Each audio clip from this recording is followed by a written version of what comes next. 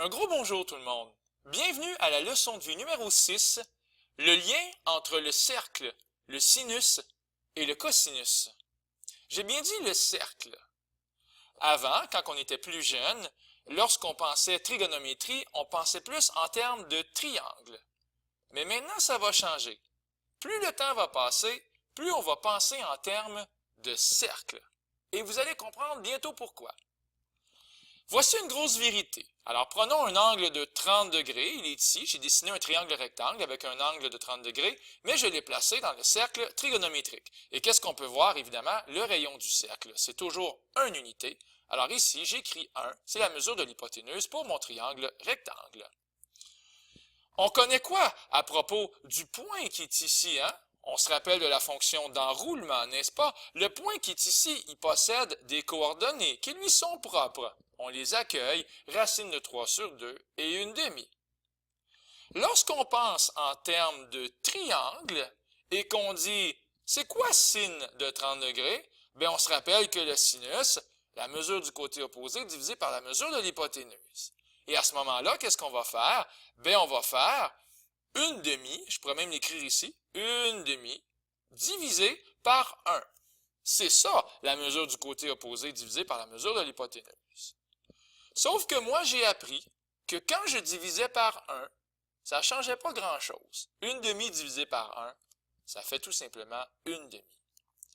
Alors, est-ce qu'on réalise quelque chose de dramatique, d'important, au centre de nos priorités?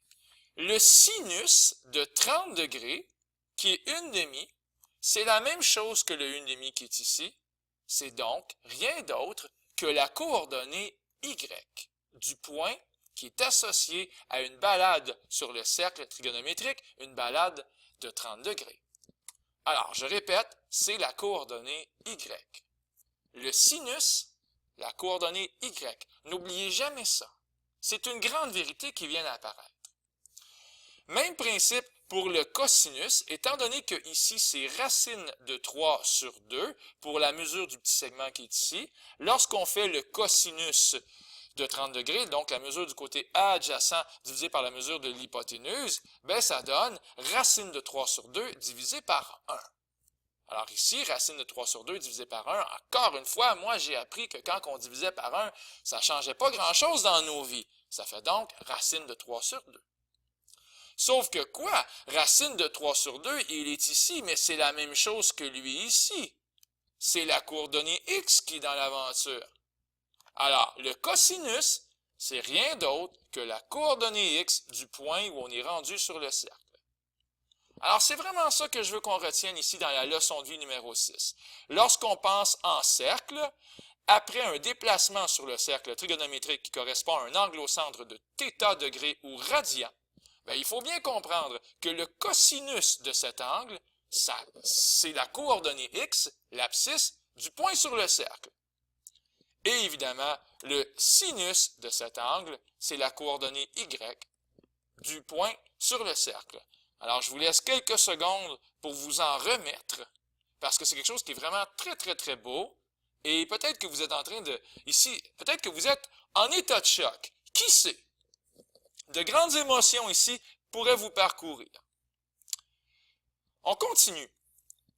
J'insiste ici, c'est écrit une expression comme sin de 150 degrés. Quand on pense en termes de triangle, ou particulièrement en termes de triangle rectangle, alors ici je dessine un triangle rectangle avec un angle, évidemment un angle droit, c'est pas évident d'expliquer à des élèves comment qu'on peut faire sinus de 150 degrés. Surtout quand il y a un angle ici qui est un angle de 90 degrés. Comment qu'on peut avoir un angle ici de 150 degrés? Ça s'explique mal avec des triangles. Mais avec le cercle, tout devient limpide. Sinus de 150 degrés, ça veut dire quand je fais une balade qui correspond à un angle de 150 degrés, en passant c'est ici, bien à ce moment-là, tiens, je vais même le proclamer, ça là, c'est 150 degrés. Étant donné qu'on vient de comprendre que le sinus y est associé à la coordonnée y, ben, on peut bien penser au moins racine de 3 sur 2, mais c'est surtout le 1/2 ici qui va attirer notre attention, parce que c'est vraiment le y qu'on veut avoir. C'est pour ça que quand on demande à notre calculatrice ou au cercle trigonométrique, pas au triangle, mais au cercle, sinus de 150, on répond une demi parce que c'est la coordonnée y qui attire notre attention. Bien. Alors, un résumé important donc. Après un déplacement sur le cercle trigonométrique qui correspond à un angle de θ degré ou θ radian, les coordonnées, ça va être quoi? Ça va être quoi? Dans le fond, c'est vraiment un coucou, un clin d'œil à la fonction d'enroulement. Les coordonnées P de θ, qu'on a vu ça dans une autre leçon de vie, bien, au lieu d'écrire X et Y, je vais tout simplement écrire cos θ et sin θ. Le X, c'est le cos, le Y, c'est le sin. Mettez ça dans votre tête, c'est important. Attention, cela ne fonctionne que sur un cercle de rayon 1, bien sûr. Si votre cercle, ce n'est pas un cercle trigonométrique, vous rêvez en couleur si vous pensez que ça, c'est encore vrai. P de θ égale cos θ, sin θ. Pas plus compliqué que ça. Un petit mot sur la tangente maintenant. Je vais quand même me permettre de dessiner un triangle, rectangle, et on se rappelle que la tangente, c'est quoi la tangente d'un angle?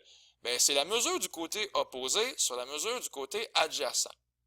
Mais on vient de voir que cette mesure-là ici, par exemple, si j'ai un point qui est xy, cette mesure-là qui est ici, on l'associe à y, et bien sûr, cette mesure-là qui est ici, on l'associe à x, mais je pourrais écrire à la place de dire y divisé par x, je pourrais écrire tout simplement quoi? Pensez-y bien, parce qu'on vient de le voir. La tangente, coordonnée y divisée par coordonnée x, mais je pourrais écrire sin θ sur cos θ, parce qu'on a vu que le y c'était le sinus et le x c'était tout simplement le cosinus. Et on aime ça, parce que c'est très très très logique. On poursuit l'aventure. Un petit tableau pour démystifier les degrés, les radians. Alors, sinus de 30 degrés, ici on est vraiment en degrés. Mais moi je vous rappelle que sinus de 30 degrés, c'est la même chose que sinus de pi sur 6 radians. Alors dans votre tableau, n'hésitez pas à écrire ici sinus pi sur 6.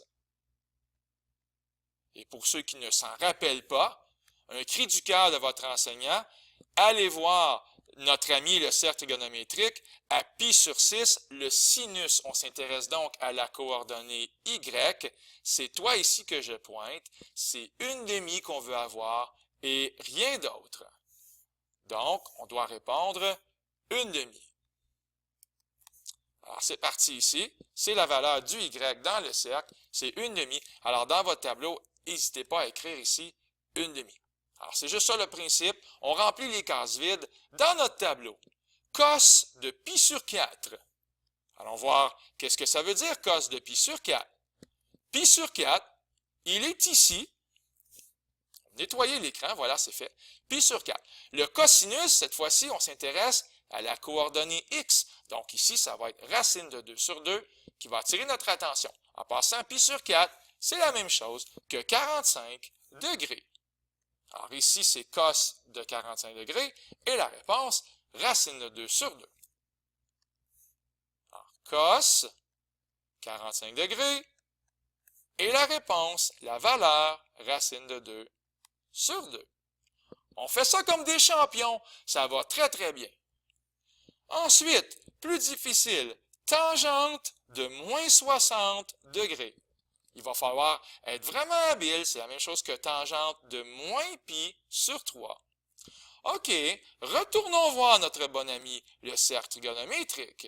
Moins pi sur 3, c'est vraiment ici que ça se passe. P de 5pi sur 3, c'est la même chose que P de moins pi sur 3. Sauf que la tangente, c'est quoi? C'est la coordonnée y divisée par la coordonnée x. On va donc faire moins racine de 3 sur 2 divisé par une demi. Alors, moins racine de 3 sur 2, mais au lieu de diviser par une demi, je vais multiplier par l'inverse, donc par 2 sur 1. Et ce qui va rester au bout du compte, c'est moins racine de 3. Alors, Retournons à notre tableau. On va manifester cette vérité-là. Ici, moins racine de 3. Alors, je vous invite à écrire ici tangente de moins pi sur 3. Et la réponse, moins racine de 3. Et on termine notre leçon de vie numéro 6 avec un mot important à la ligne numéro 4. Quand est-ce que la tangente vaut 1? Quand est-ce que tangente de quelque chose donne 1? Je vous rappelle que lorsqu'on divise y par x, c'est justement ça, la tangente. Donc, retournons voir notre cercle chéri une dernière fois et on se promène sur le cercle. Et quand on divise le y par le x, il faut que ça donne 1. Mais devinez quoi? Ici, c'est un bon endroit. Parce que si je fais y divisé par x comme racine de 2 sur 2 divisé par racine de 2 sur 2, bien, ça donne la même chose. Étant donné que c'est la même chose au numérateur et au dénominateur, bien, ça donne 1. Je vous annonce que la tangente de pi sur 4 ou de 45 degrés, ça donne 1. Est-ce qu'il y a un autre endroit dans le cercle qui a cette super propriété-là que la tangente va donner 1?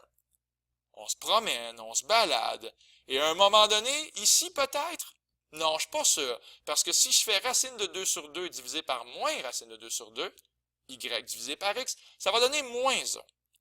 C'est plutôt ici qu'on va avoir encore une tangente de 1. Parce que je divise encore quelque chose par la même chose. Moins racine de 2 sur 2 divisé par moins racine de 2 sur 2, ça donne 1 définitivement. Donc ici, c'est ce qu'on va aller écrire dans notre petit tableau. Quand est-ce que la tangente donne 1 à 45 degrés et à 225 degrés? On pourrait écrire aussi tangente de pi sur 4. Et on pourrait écrire aussi tangente de 5 pi sur 4. Ce qui correspond à 45 degrés et bien sûr à 225 degrés. Alors, je pense que tout a été dit dans la leçon de vie numéro 6, comme le temps passe vite. J'espère que ça vous a apporté des lumières, peut-être aussi des questions. Donc, on continue, on écoute les vidéos, on lâche pas, tout va bien. C'était Luc Allard pour le Collège Saint-Anne.